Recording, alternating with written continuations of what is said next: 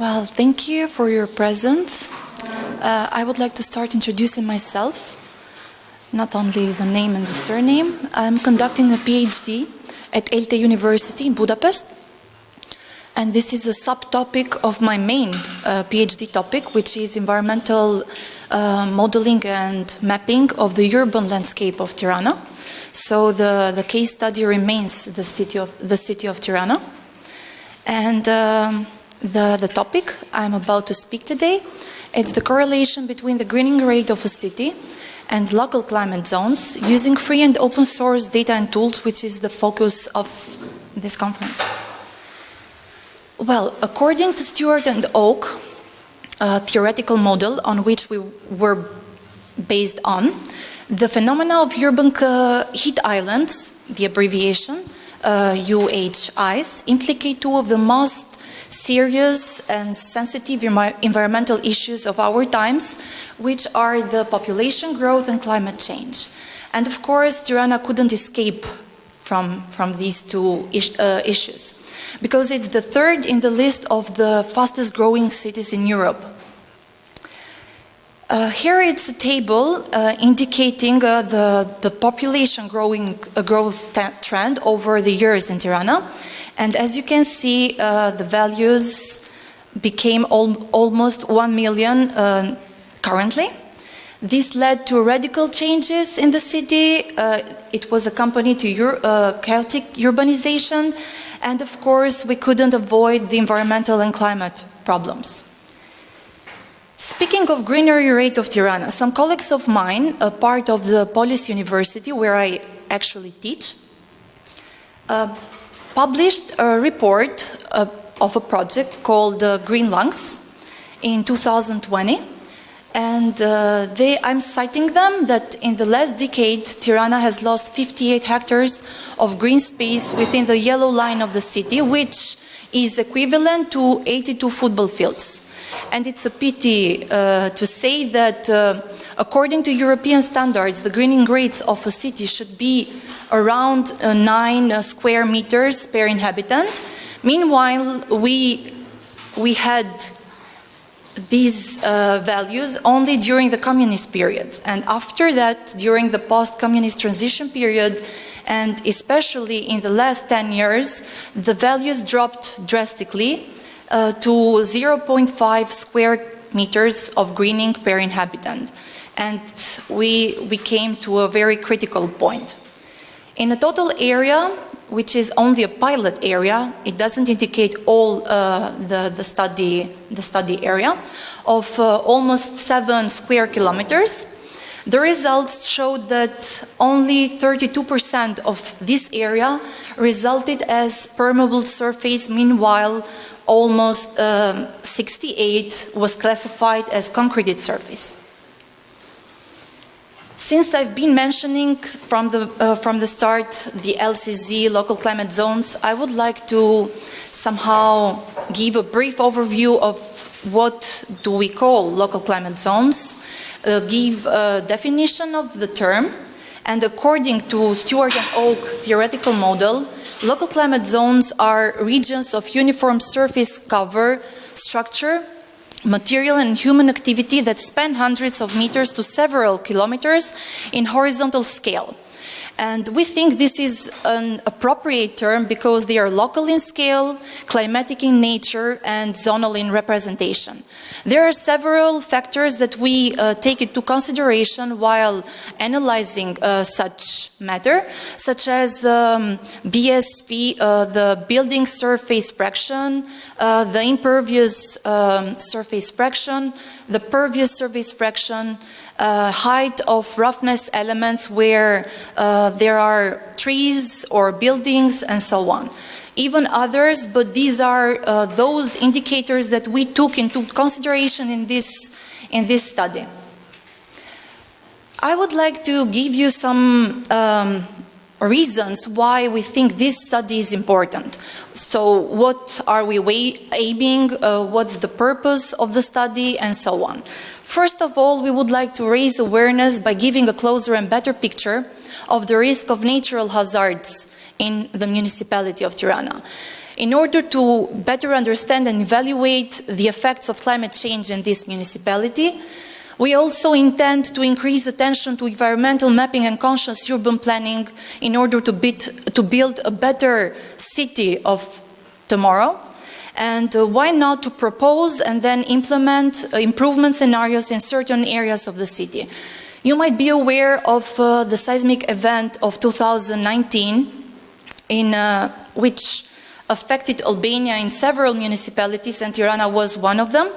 There are several areas in the city which are subject of reconstruction plans, and we would like to give some scenarios in how we can improve the quality of life of the citizens in these areas in order to somehow change the ratio between the concreted surface and the green one. So the roadmap, what we've done so far and what's next. We started analyzing the urban climate zone of a pilot area because the journey was not easy at all. It was quite challenging, and most of it because of the mindset of Albanian institutions, public ones and private ones, towards the open data. The mindset or the approach, it's not so open. So it was quite challenging. Since we couldn't obtain the detailed and the necessary data we needed to start the analysis for the whole municipality, we decided that it was a better idea to start with a pilot one, test the methods, and then go on.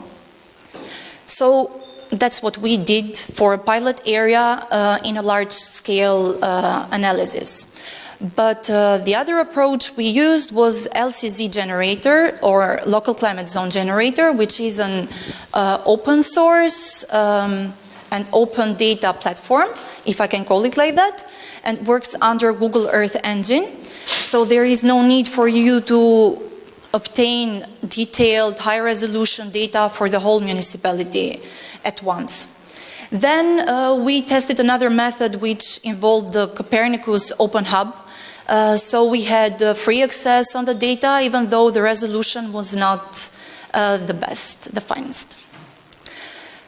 We aim to make a comparison of different approaches in order to define which of those is the most efficient one and which of those is the most, that one which provides the most realistic results concerning the situation, the current situation in the city.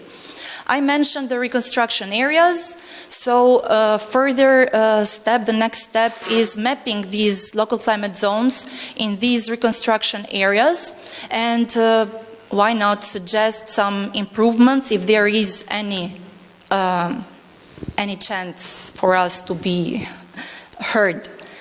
Then the final step of our roadmap would be automating the workflow, because it's really time-consuming if we keep working manually, especially concerning the large-scale analysis that we want to do.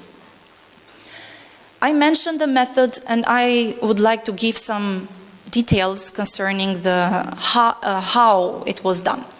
So initially, the local climate zone mapping was done simultaneously on two scales. One large-scale analysis, which was done using detailed vector data, and the data set included buildings with attributes like the footprints of the buildings, the height of the buildings, and so on.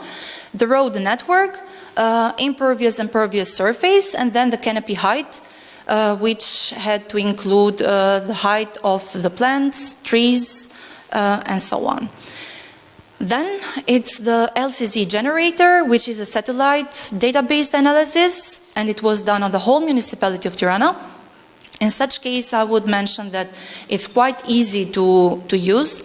It requires, of course, some knowledge and being familiar to the city, because otherwise, if you make some incorrect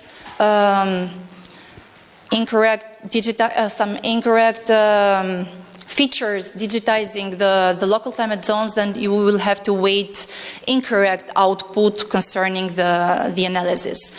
It required only digitizing 5 to 15 training areas per zone, And one of the rules was to keep digitizing in homogeneous and regular geometric shape. But above all, I think that it's crucial that the user must be at least somehow familiar to the city and the urban, to have some knowledge concerning the urban part of it. Another method which involved Copernicus Open Hub and the land monitoring service was not exactly an open source platform, but we used QGIS to somehow manage the process. Here is a table indicating the data sets that we used, the resolution, the date of the publication, and the original format. And I can say that the final product, the output result, was a raster type map with a ground resolution of 50 by 50 meters. Now, there is a map indicating or showing the results of the first two approaches. On my right, it's the local climate zone analysis, which was done by the large-scale analysis using QGIS, but not open data, unfortunately. And on my left, it's the local climate zone map, which we obtained by using the local climate zone generator. As you can see, the differences are quite significant because on the map of LCZ generator, we can see some somehow generalized results. On the whole municipality, the resolution is not the finest.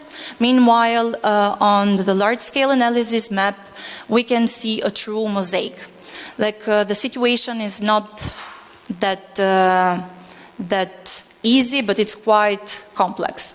And we can see that even in a small area of the city, which actually it's located in the heart of the city, the local climate zones predominating are the urban climate zones, like mostly the compact mid-rise, compact low-rise, and so on. So a time series analysis was done for almost a decade, starting from 2010 to 2021. But in this case using the local climate zone generator. And we took into consideration these 2 years since during this period of time we detected like serious changes in the city.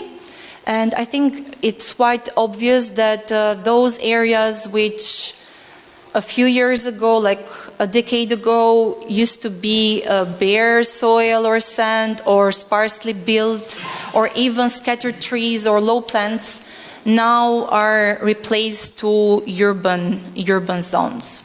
And the predominating one are the high-rise and compact mid-rise ones. So I would like to somehow summarize what I said. I would try to be I wouldn't like to be repetitive, but I think that there are some things I should emphasize. The results show that almost 88% of the pilot area was classified as urban climate zones, which makes us think and know, actually not only think, that the green spaces are becoming less and less present in the city.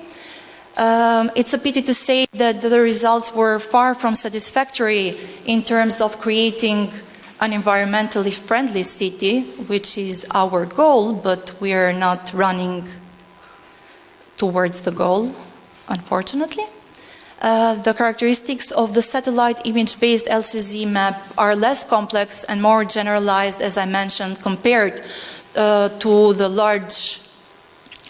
large-scale one, which we found the most efficient and the best approach in order to detect and reflect these changes and issues in the city. So the advantage of using the LCZ generator lies in the use of free data, but still the resolution is another problem. So we are still working on creating some communication bridges with public institutions and private ones in order to obtain some updated data sets of the situation of the city, and somehow get rid of this obstacle in order to provide in the end a large-scale analysis of LCZ for the municipality of Tirana, and not be satisfied with these LCZ maps in medium scale. So these are some of the references on which we were based on, and I would like to thank you for your attention and the presence as well.